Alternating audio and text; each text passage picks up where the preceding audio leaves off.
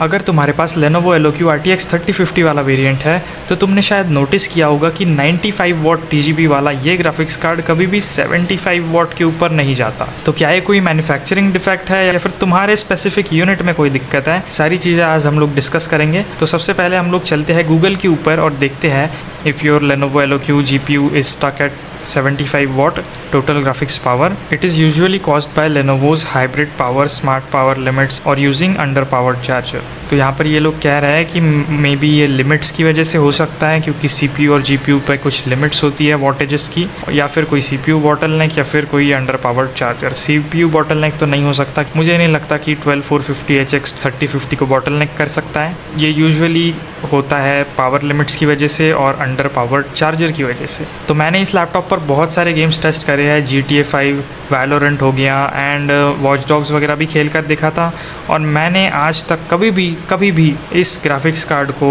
75 what के ऊपर जाते हुए नहीं देखा है। आई नो ये काफ़ी ज़्यादा स्ट्रेंज हो सकता है कुछ लोगों के लिए, 95 वॉट बता के बेचते हैं, ये कभी भी 75 के ऊपर नहीं गया, ऐसा क्यों है? तो देखो, अगर आप नॉर्मल पावर मोड में यूज़ करते हो तो डेफिनेटली ये नहीं जाएगा 75 वॉट के ऊपर, बट अगर आप इवन परफॉर्मेंस मोड भी लगाते हो तब में भी कुछ केसेस में, कुछ लोगों के केसेस में आपका GPU हो सकता है 95 वॉट तक जाता हो, बट उस केस में आपके टेम्परेचर्स इतने ज़्यादा बढ़ जाते हैं कि लैपटॉप बहुत ज़्यादा गर्म हो जाता है एंड उसके ख़राब होने के चांसेस भी बढ़ जाते हैं। तो इस केस में गूगल का ये कहना है कि अगर आप चार्जर अगर कम वॉटेज का लगाते हो, फॉर एग्जांपल 135 वॉट या फिर 170 वॉट का चार्जर जो ये लोग एक्चुअल में अपने बॉक्स के अंदर इंक्लूड करते हैं, तो ये जो चार्जर्स है ये सिस्टम को इनफ पावर नहीं दे पाते हैं और लैपटॉप अपने आप ही GPU की TGB कम करके 75 या 80 वॉट तक लिमिट कर देता है, ताकि बैटरी पर ज़्यादा ड्रेनिंग का सीन ना हो। मैंने एक बैटरी ड्रेन के ऊपर भी वीडियो बनाया था Lenovo Eloque का,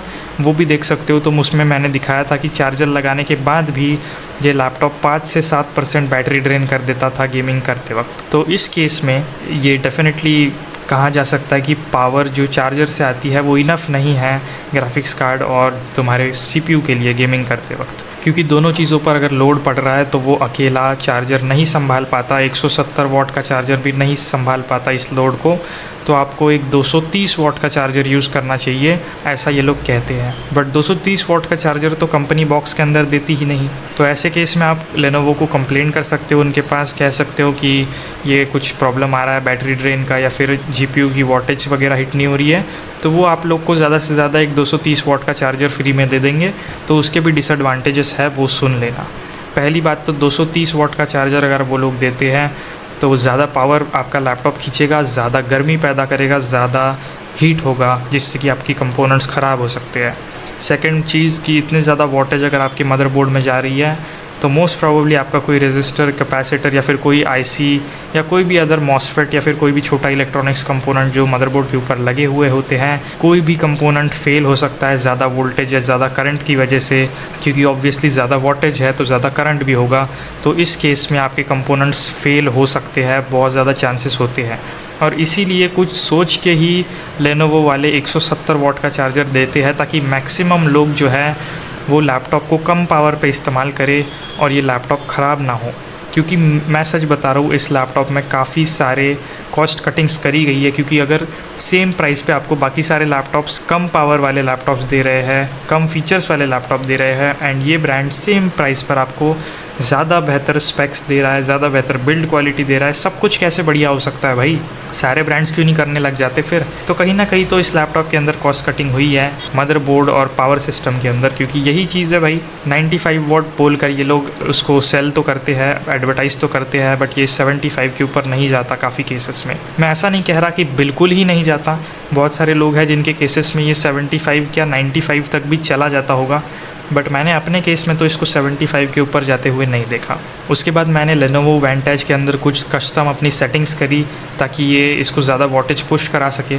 इसको 65 वॉट पे रखा एंड 15 वॉट का डायनामिक बूस्ट रखा, तब हमको जाकर 80 वॉट तक इसकी परफॉर्मेंस मिली है। एंड उस केस में भी हमारे टेम्परेचर्स काफ़ी ज़्यादा बढ़ गए थे। तो अगर हम लोग इसको और ज़्यादा पुश करते हैं तो ऑब्वियसली बैटरी ज़्यादा ड्रेन होगी। 83 डिग्रीज़ के ऊपर अगर नॉर्मली जाता है लैपटॉप तो वो वॉटेज अपने आप ही कम कर देता है। एंड इसीलिए वो 75 वॉट के ऊपर नहीं जाता कभी। तो अगर आप इस लिमिट को बाईपास कर भी देते हो तो आपका जो लैपटॉप है वो 90 डिग्री सेल्सियस 95 डिग्री सेल्सियस तक जाएगा टेम्परेचर CPU और GPU का, जो कि बिल्कुल भी अच्छा नहीं है तुम्हारे लैपटॉप के लिए। तो यही चीज़ है कि उसका चार्जर में ऑब्वियसली कम पावर प्रोवाइड करता है चार्जर, जितनी कंपोनेंट्स को चाहिए उतनी नहीं प्रोवाइड करता।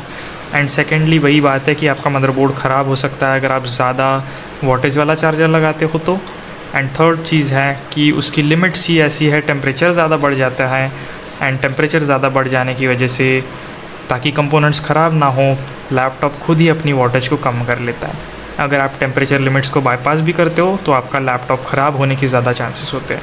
इसका सलूशन क्या है? पहली बात तो आप बेटर वाला बड़ा चार्जर ले सकते हो 230 वॉट का, जो कि लेनोवो की तरफ से आपको मिल सकता है। बट अगर आप वो ले भी लेते हो तो आपके टेम्परेचर्स बढ़ जाएंगे। टेम्परेचर्स को मैनेज करने के लिए आपको एक अच्छा सा लैपटॉप का कूलिंग पैड लेना पड़ेगा। 3, 4 या 5, 6 फ़ैन वाला आप कूलिंग पैड अच्छा सा महंगा सा ले सकते हो, जो कि टेम्परेचर्स को आपके 3 या 4, 5 डिग्रीज तक कम कर सकता है अच्छा एयर फ्लो करके। या फिर आप कोई फ़ोन के ऊपर जो कूलर्स लगते हैं जो कि आइस क्रिएट करते हैं, बिल्कुल बर्फ़ जम जाती है उस कूलर के ऊपर, ऐसा कोई सोल्यूशन लैपटॉप्स के लिए हो तो मुझे भी बता देना भाई, मैं भी उसके ऊपर कोई ना कोई वीडियो बना दूंगा लोगों को बताने के लिए। 144 है तो 144 के ऊपर ही गेम खेलो, क्योंकि उससे ज़्यादा का सेंस वैसे भी बनता नहीं है। वैसे भी 60 FPS GTA 5 वगैरह के लिए काफ़ी ज़्यादा प्लेएबल और अच्छा स्मूथ रहता है, तो मेरे हिसाब से वही है। या फिर आप ग्राफिक सेटिंग्स कम कर सकते हो जिससे कि आपके FPS बढ़ जाएंगे एंड उतने ज़्यादा टेम्परेचर्स नहीं जाएंगे। कोई और अपडेट होती है तो इस चीज़ के बारे में एक और वीडियो मैं बना दूंगा। बाकी मैं कहूँगा कि स्टिल इस प्राइस में ये लैपटॉप काफ़ी ज़्यादा बेहतर परफॉर्मेंस दे देता है बाकी लैपटॉप से। तो डेफिनेटली इन सारी कॉस्ट कटिंग्स के बावजूद भी ये लैपटॉप वैल्यू फॉर मनी है, और इसीलिए अगर आप चाहते हो इसको परचेज़ करना तो डिस्क्रिप्शन में लिंक्स मिल जाएगी, वहाँ से आप इसको परचेज़ कर सकते हो। एंड कुछ अगर आप लैपटॉप कूलिंग पैड वगैरह खरीदना चाहते हो तो उसकी भी लिंक्स दे दूंगा। लेनोवो एलओक्यू के ऊपर और भी बहुत सारी वीडियोस बना रखी है मैंने चैनल पे, इनको ज़रूर से चेकआउट कर लेना। And I will see you guys in the next video. Thank you for watching.